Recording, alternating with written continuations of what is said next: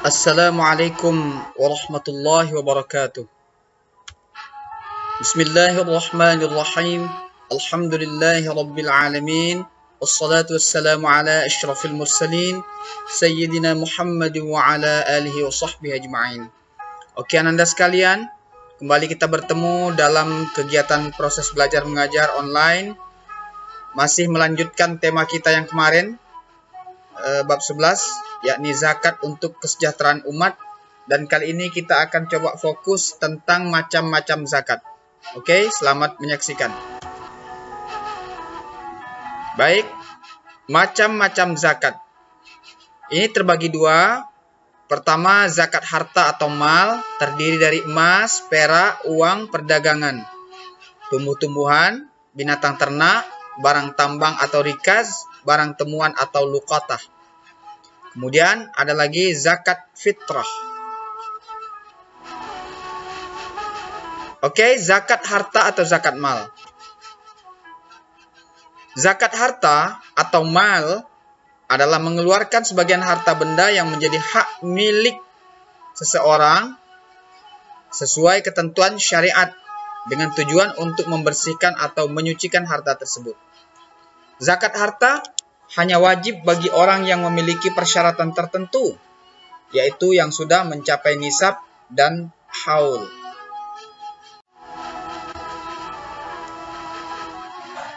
Oke, sekarang kita masuk ke zakat emas, perak, uang, dan dagangan. Kita mulai dari zakat emas terlebih dahulu. Di situ ada tabel. Ini adalah nisab zakat emas, yakni 20 mithqal atau 93,6 gram.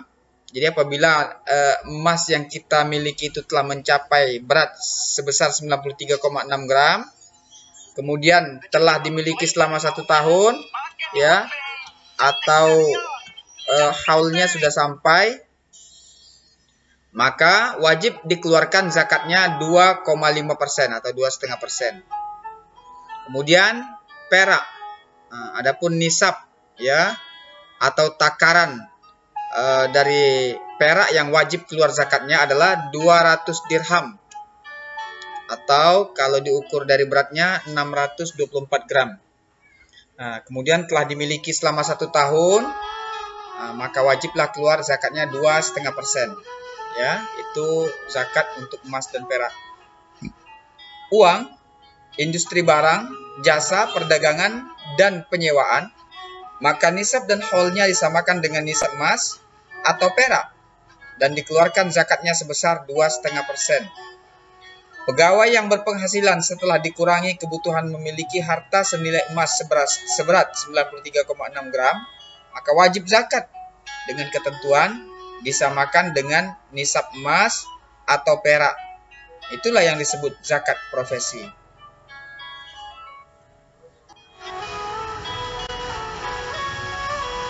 Kita masuk ke zakat tumbuh-tumbuhan.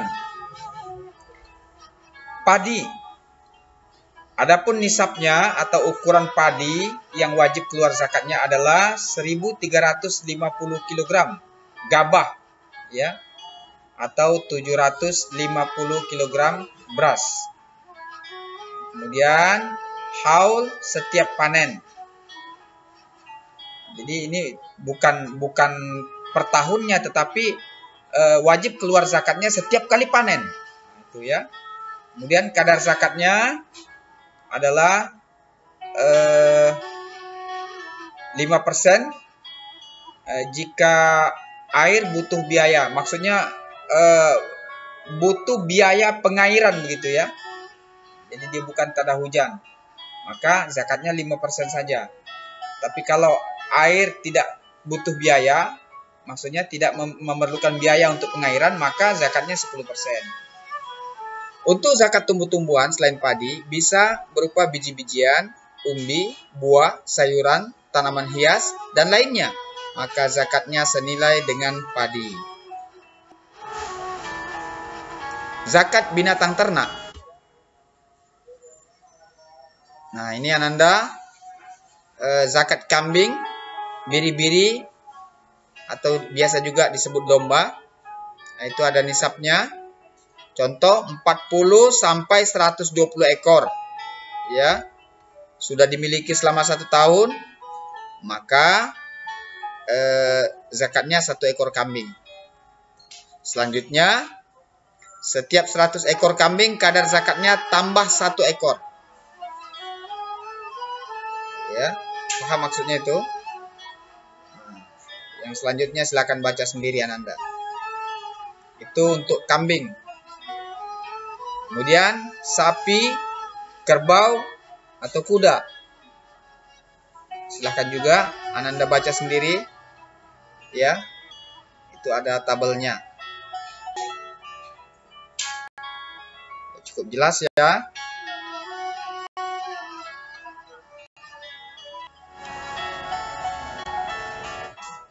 Kemudian masih zakat binatang ternak. Kali ini binatang ternak berupa onta.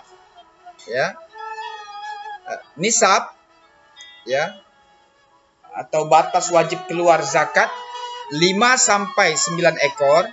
Apabila kita sudah punya ternak onta sebanyak 5 sampai 9 ekor, kemudian telah dimiliki selama 1 tahun, maka zakatnya 1 ekor kambing. Ya. Kemudian apabila jumlahnya mencapai 10 sampai 14 ekor, telah dimiliki selama 1 tahun, maka zakatnya 2 ekor kambing. Nah, begitu seterusnya Anda sekalian.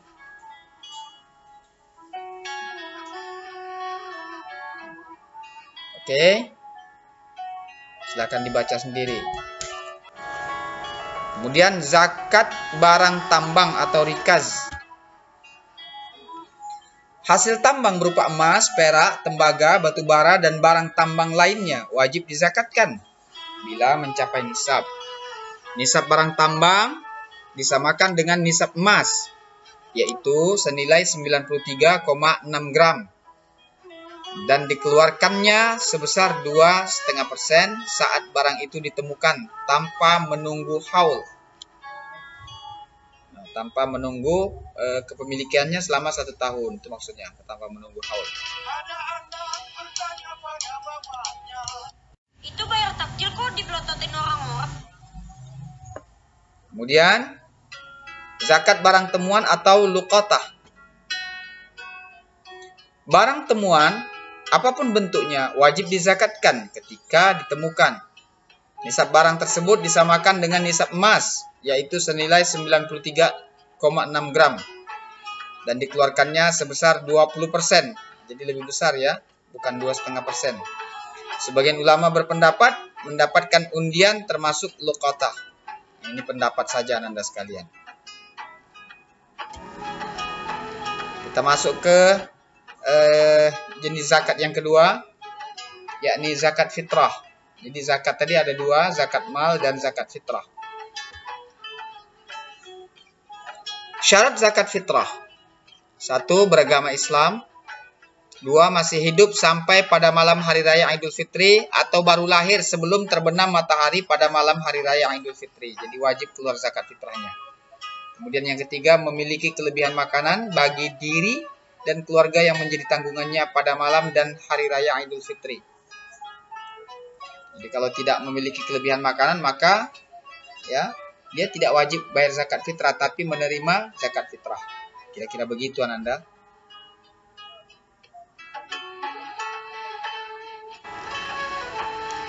Hikmah zakat. Bagi muzaki atau orang yang mengeluarkan zakat, pertama sebagai bukti orang yang beriman. Jadi orang yang membayar zakat itu menjadi ciri bahwa dia adalah orang beriman. Kemudian menyadari bahwa sesungguhnya harta yang didapat bukanlah milik kita secara mutlak. Ya, berarti titipan saja nak ya dari Allah. Kemudian dengan berzakat selain menyucikan harta juga membersihkan diri dari penyakit hati. Ya, penyakit hati itu iri, dengki, ya, tamak, kikir dan sebagainya. Kemudian akan bertambah berkah hartanya. Kemudian yang kelima, tumbuhnya akhlak mulia dalam diri seseorang muslim, diri seorang muslim. Kemudian keenam, terbebasnya jiwa manusia dari ketundukan terhadap harta dunia. 7. Manifestasi syukur, ya, tanda syukur maksudnya atas nikmat yang diberikan oleh Allah Subhanahu wa taala.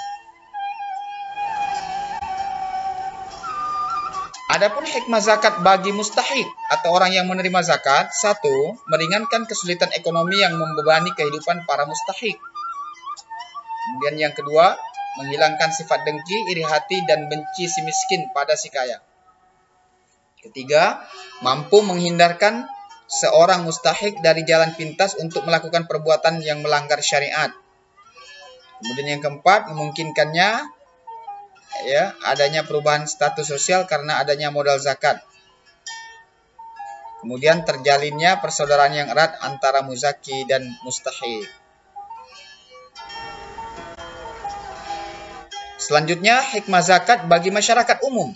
Satu, terciptanya lingkungan masyarakat yang aman dan tentram. Dua, mampu meminimalisir kejahatan-kejahatan yang termasuk kategori penyakit masyarakat. Tiga, dapat menghilangkan problem-problem kehidupan yang ada di masyarakat. Keempat, mengurangi kesenjangan sosial. Kelima, tumbuhnya masyarakat yang peduli dan peka terhadap lingkungan. 6, salah satu sumber dana pembangunan sarana maupun prasarana yang dimiliki umat Islam. Perilaku yang mencerminkan penghayatan terhadap ibadah zakat. 1. Senantiasa bersyukur pada Allah Subhanahu wa taala karena sudah dapat melawan hawa nafsu berupa sifat bakhil atau lokek dan tamak atau rakus dengan gemar berinfak dan bersedekah.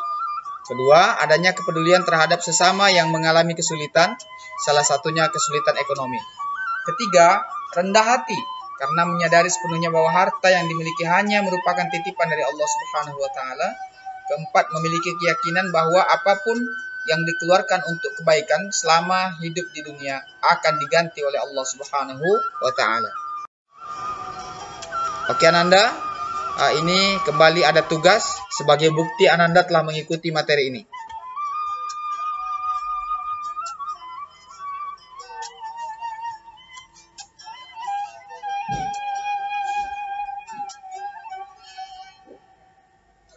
Oke, ini tugasnya. Selamat mengerjakan. Akhirnya Bapak mohon maaf jika ada hal-hal yang tidak berkenan.